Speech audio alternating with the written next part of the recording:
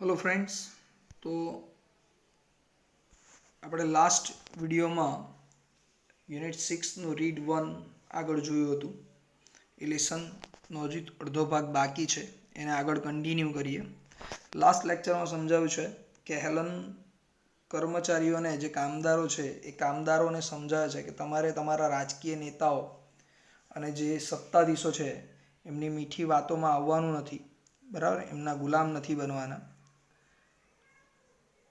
બરાબર? એ લોકો એટલા બધા ચતુર છે, એટલા બધા હોશિયાર છે કે એ લોકો તમને બાળ માનસિકતા ધરાવતા અને મૂર્ખ જેવા સમજે છે અને તમને દેશભક્તિના નામે ઉશ્કેરીને તમને વર્દી પહેરાવી દે, રાઇફલ આપે, હથિયાર આપી દે અને લડવા માટે તમને આગળ ધરી દે છે. તો તમારી શહીદી ત્યારે જ કામની છે જ્યારે તમને યોગ્ય ભરણ પોષણ મળે, યોગ્ય જીવન ધોરણ મળે, યોગ્ય વેતન મળે, તમને તમારા બાળકોને યોગ્ય શિક્ષણ મળે, કેળવણી મળે, એમને કારખાનાઓમાં મજૂરી ન કરવી પડે, ભૂખે ન રહેવું પડે, તમારી પત્નીઓને શરમજનક જીવન નહીં જીવવું પડે. જ્યારે આ બધું મળતું હોય ત્યારે તમારે તમારી જાતને સ્વતંત્ર ગણવાનું, સમજવાનું, એવું હેલન સમજાય છે. હવે ત્યાંથી આગળ જોઈએ છે. અહીંયાથી બાકી છે વી આર નોટ ફ્રી, બરાબર? We are not free unless the men who frame and execute the laws represent the interest of the lives of the people and no other interest. બરાબર? અહીંયા એલન શું સમજાવે છે? તો સૌથી પહેલાં તો વર્ડ સમજી લે. અહીંયા હુ ફ્રેમ, આ ફ્રેમ શબ્દ આપેલો છે અહીંયા, ફ્રેમ, બરાબર? તો ફ્રેમનો અર્થ થાય છે રચના કરવી. ફ્રેમનો અર્થ શું થાય છે? રચના કરવી. અને એ જ રીતે એક્ઝિક્યુટ વર્ડ છે, એક્ઝિક્યુટ, બરાબર?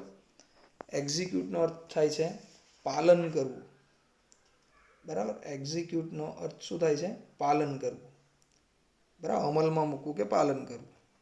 તો હવે હેલન એવું કહે છે વી આર નોટ ફ્રી, આપણે ત્યાં સુધી સ્વતંત્ર નથી, અનલેસ, જ્યાં સુધી the men who frame and execute the law, જે માણસો કાયદાઓની રચના કરે છે અને એ કાયદાઓને અમલમાં લાવે છે, જે લોકો કાયદાઓની રચના કરે છે અને કાયદાઓને અમલમાં લાવે છે, તેઓને અન્ય કોઈ બાબતમાં રસ રાખ્યા સિવાય માત્ર લોકોના જીવનમાં રસ રાખીને એનું પ્રતિનિધિત્વ ન કરે, બરાબર? એનું પ્રતિનિધિત્વ ન કરે ત્યાં સુધી આપણે સ્વતંત્ર માનવાનું નથી, બરાબર? એકવાર પાછો સમજાવું છું. વી આર નોટ ફ્રી, બરાબર? તમે તમારી જાતને ત્યાં સુધી સ્વતંત્ર નથી સમજવાનું તમારે કે જ્યાં સુધી જે લોકો કાયદાઓ ઘડે છે એમનું અમલીકરણ કરવું અને તેઓને અન્ય કોઈ પણ બાબતમાં રસ રાખ્યા સિવાય માત્ર લોકોના જીવનમાં રસ રાખીને એનું પ્રતિનિધિત્વ જ્યાં સુધી લોકો નથી કરતા, રિપ્રેઝન્ટ નથી કરતા, ત્યાં સુધી તમારે તમારી જાતને સ્વતંત્ર ગણવાનું નથી, બરાબર? તમે પણ જો આપણા દેશની અંદર પણ પાર્લામેન્ટની અંદર કાયદાઓ ઘડાય, પણ એ સામાન્ય માણસને એ કાયદાઓની જરૂર છે કે નહીં, અથવા શું અસર થવાની છે એ કાયદાથી, એ કોઈ બાબત વિચાર્યા વગર જ આવા કાયદાઓ અમલમાં લાવી દેવામાં આવે છે અને સહન સામાન્ય વ્યક્તિને કરવું પડે છે, બરાબર? આગળ કહે છે the ballot does not make a free man out of a wage slave. તમારું જે બેલેટ એટલે મતપત્રક, બેલેટનો અર્થ થાય છે મતપત્રક. જે તમે મત નાખો છો એને મતપત્રક કહેવાય, કે ચૂંટણી કહી શકો તમે એને. તો the ballot does not make a free man out of a wage slave, બરાબર? વેતનથી દબાયેલો જે માણસ છે, એટલે કે જે વ્યક્તિ વેતનનો ગુલામ છે, એને તમારું મતપત્રક કે કોઈ પણ ચૂંટણી એ વ્યક્તિને એના વેતનની ગુલામીમાંથી મુક્ત કરાવી શકતી નથી, બરાબર? There has never existed a truly free and democratic nation in the world. બહુ સરસ વાક્ય છે આ. હેલન એવું કહે છે કે દુનિયામાં આજે એક પણ એવો લોકશાહી દેશ, સાચા અર્થમાં એક પણ એવો લોકશાહી દેશ અસ્તિત્વ ધરાવતો નથી. એક્ઝિસ્ટ એટલે અસ્તિત્વ ધરાવવું. તો સાચા અર્થમાં સ્વતંત્ર કહી શકાય અને લોકશાહી કહી શકાય એવો આખી દુનિયામાં કોઈ દેશ નથી, બરાબર? લોકશાહી છે, દેશોમાં સ્થપાયેલી છે, પણ લોકશાહીની જે વ્યાખ્યા છે ને એના પ્રમાણે એ દેશ કામ કરતા નથી, એવું હેલનનું કહેવું છે. From time immemorial men have followed with blind loyalty the strong men who had the power of money and of armies. From time immemorial, બરાબર. તો સમય જ્યારથી શરૂ થયો છે ને ત્યારથી જ, અનંતકાળથી, એમ ઇમમેમોરિયલ એટલે અનંતકાળથી, પહેલેથી જ. તો જ્યારથી સમયની શરૂઆત થઈ છે, બરાબર, ત્યારથી જ જે સામાન્ય માણસ છે એ સામાન્ય માણસ કેવી રીતે જીવતો આવ્યો છે, તો એ આંધળાની જેમ એ વફાદારીપૂર્વક જે સત્તાધીશ, જે તાકાતવર માણસ છે ને એને અનુસરે છે. સમાજ કોને અનુસરે? તો કે સમાજ એ સત્તાધીશ માણસોને, અથવા જે તાકાતવર, કેવો તાકાતવર? શરીરથી નહીં, બરાબર, એ પૈસાથી તાકાતવર હોય, જેની પાસે લશ્કર છે, સેના છે, રાજ્ય છે, બરાબર, એવા સ્ટ્રોંગ મેનને જ એ લોકો ફોલો કરે છે, સામાન્ય માણસો, બરાબર.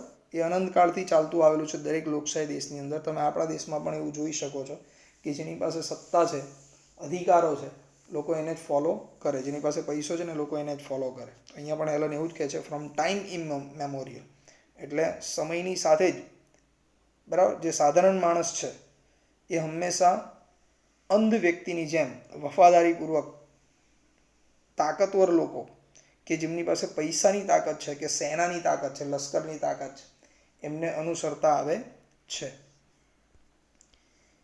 Even while battlefields were piled high with their own dead.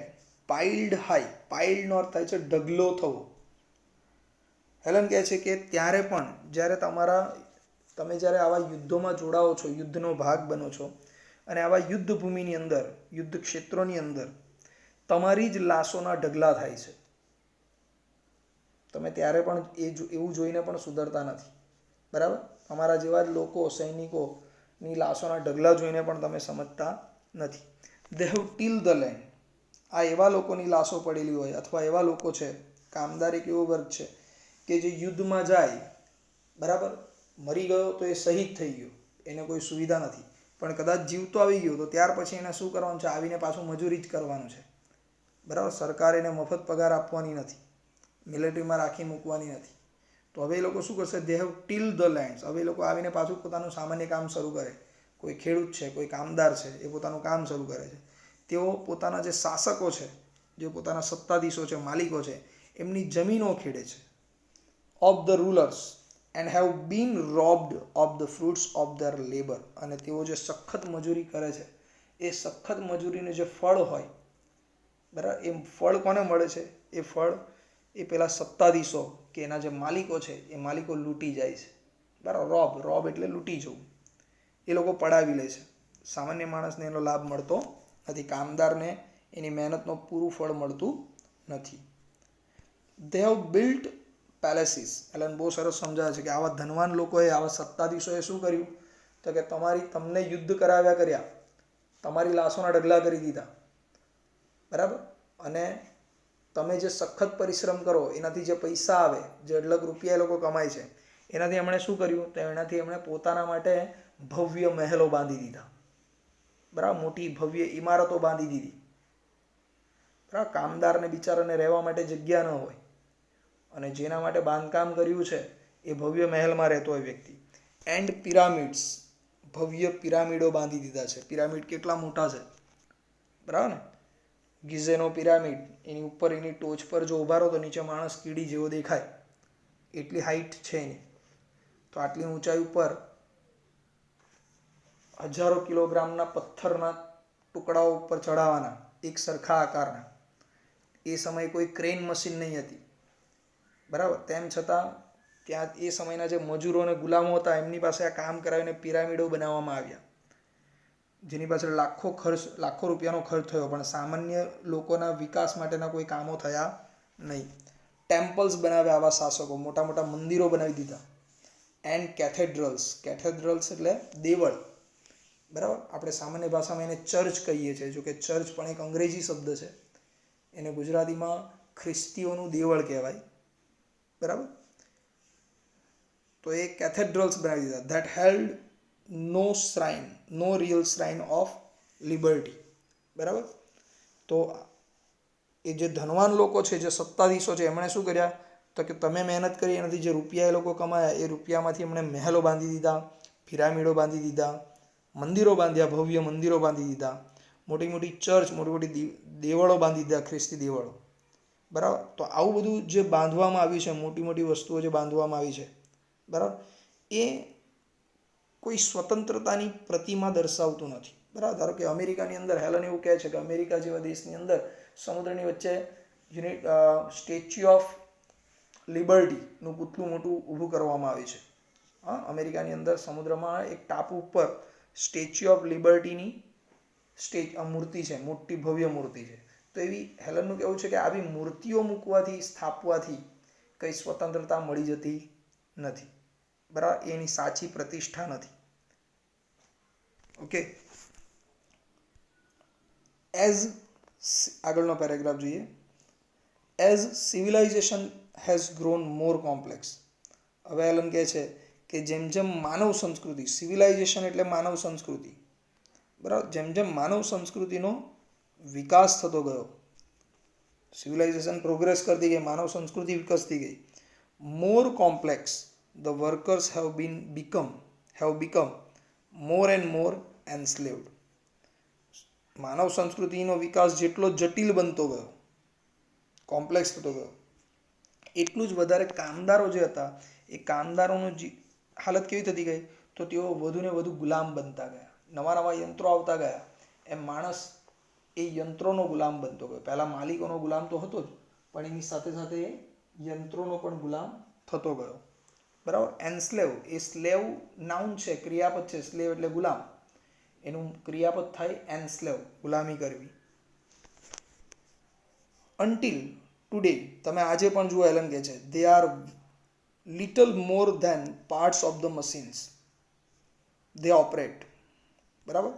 Allan કહે છે તમે આજે પણ જુઓ, આજની સ્થિતિ બી જુઓ તમે, વર્તમાન સમયની, તો જે આવા કારખાનાઓમાં કામ કરનાર જે કામદારો છે, તમે પોતે છો, તો તમારી સ્થિતિ કેવી છે? તો today they are little more than parts of the machines they operate.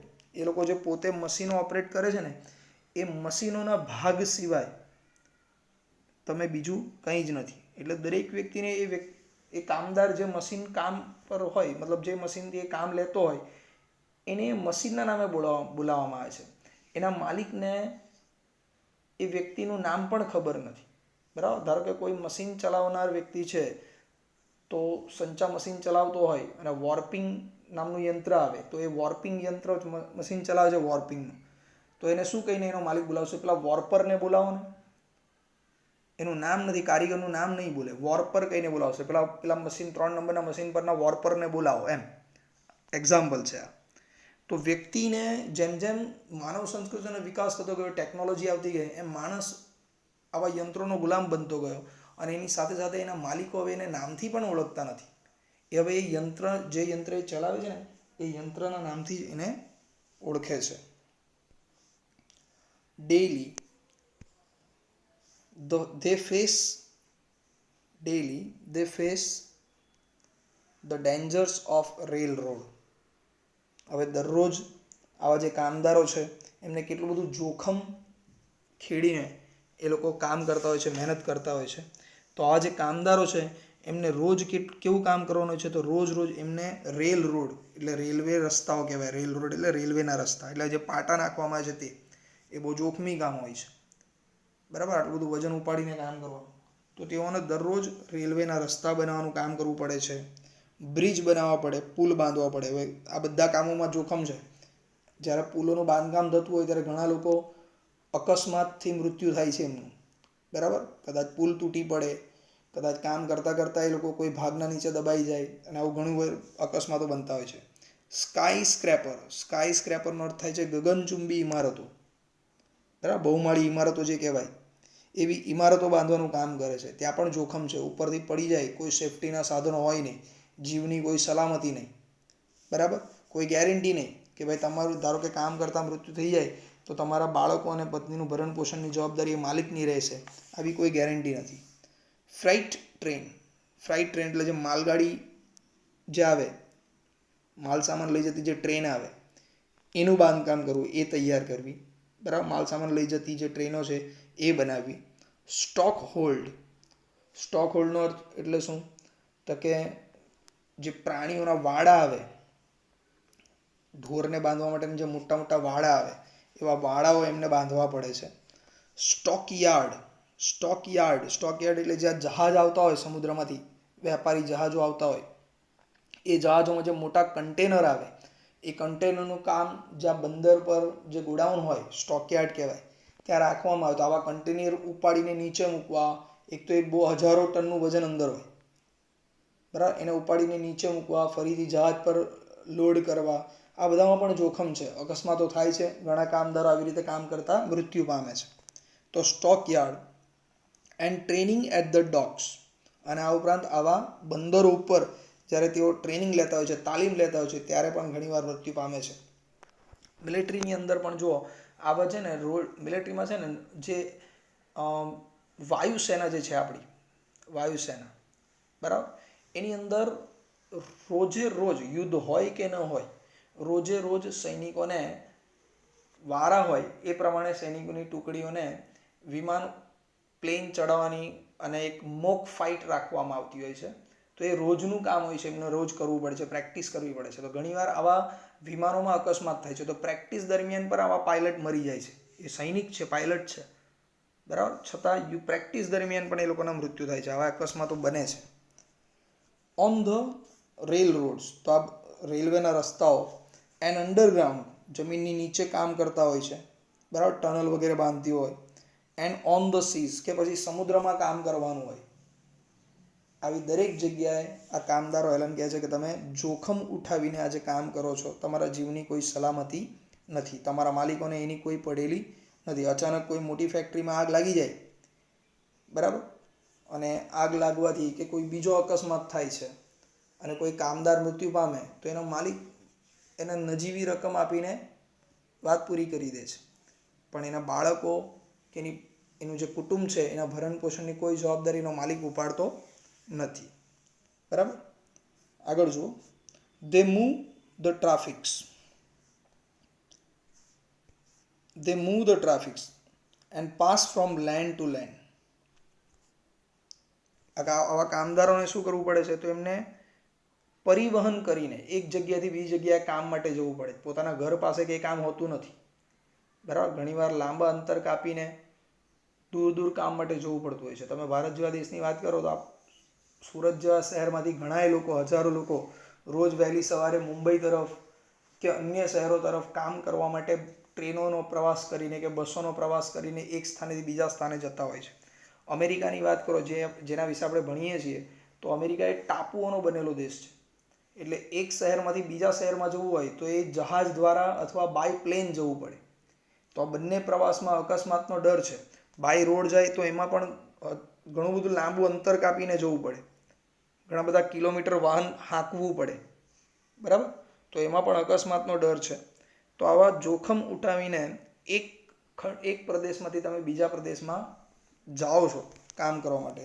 The precious commodities that make it possible for us to live, અને તમે મૂલ્યવાન એવી ચીજ વસ્તુઓ, બરાબર, મૂલ્યવાન એવી માલ સામાનનો તમે ઉત્પાદન કરો છો, તમે બનાવો છો, બરાબર. કોમોડિટી એટલે જે વપરાશની ચીજ વસ્તુઓ છે એ. તો તમે આવી મહેનત કરીને તમે શું કરો છો? તો કે કિંમતી ચીજ વસ્તુઓનું તમે ઉત્પાદન કરો છો, તમે બનાવો છો, બરાબર. અને એના બદલામાં તમને શું મળે છે? બરાબર, તમને જીવન શક્ય બનાવે છે અને એક સ્થાને બીજા સ્થાને તમે એને પહોંચાડો છો. એના બદલામાં તમને શું મળે છે? એવો પ્રશ્ન હેલને કરેલો છે. And what is there reward? તમને આના બદલામાં શું આપવામાં આવે છે? તમે આટલી મહેનત કરો, આટલી મૂલ્યવાન ચીજ વસ્તુઓ એ લોકોને આપો છો, ઉત્પાદન કરીને વસ્તુઓ બનાવીને આપો છો, એના બદલામાં તમારા માલિકો તમને શું આપે છે? અ સ્કેન્ટી વેજ. સ્કેન્ટી એટલે અછત, ઓછું, અભાવ. ઓછું વેતન આપે છે. ઓફન પોવર્ટી, હંમેશા ગરીબી જ મળે છે. રેન્ટ્સ, ટેક્સીસ, ટ્રિબ્યુટ્સ એટલે કે મકાન કે વાહનોના ભાડામાં વધારો, તમારા કરવેરામાં વધારો, તમને આ સામે આપવામાં આવે છે, ટ્રિબ્યુટ કરવામાં આવે છે. એન્ડ વોર કમ્પન્સેશન્સ, અને યુદ્ધની અંદર જે ખર્ચ થયો હોય એ ખર્ચનું વળતર પણ તમારે ચૂકવવું પડે છે. એટલે કે જ્યારે બે દેશો વચ્ચે યુદ્ધ થતું હોય અને ગવર્મેન્ટને એ યુદ્ધ માટે જે કંઈ ખર્ચ થયો હોય એ સરકાર કોની પાસેથી વસૂલે છે? તો કે તમારા મારા જેવા જે ટેક્સ પેયર હોય, બરાબર, સામાન્ય જનતા જે છે એ સામાન્ય જનતા ઉપર આવા ટેક્સનો વધારો કરવામાં આવે છે, બરાબર. અને ટેક્સમાં વધારો કરીને આપણી પાસેથી એ રકમ વસૂલવામાં આવે છે. તો વળતર પેટે આપણને એ મળે છે યુદ્ધના. ઓકે ફ્રેન્ડ્સ, તો હેલન એવું કહે છે કે જ્યાં સુધી આવી પરિસ્થિતિ છે ને કામદારોને કહે છે ત્યાં સુધી તમારે એવું નહીં માનવાનું કે તમે સ્વતંત્ર છો અને તમારે તમારા માલિક પાસે તમારા હકની વસ્તુઓ માગવાની છે. યુદ્ધમાં જોડાવાની કે યુદ્ધની જરૂર નથી. ઓકે ફ્રેન્ડ્સ, તો અહીંયાથી આપણે બાકી રાખીએ છીએ. બાકીનું નેક્સ્ટ વિડીયોમાં જોઈશું. અહીંયા સુધીનું જે લેસન છે એની સ્પેલિંગ્સ હું લખીને તમને સેન્ડ કરીશ, જે તમારે હોમવર્ક તરીકે નોટબુકમાં ઉતારી દેવાની છે. Okay, by.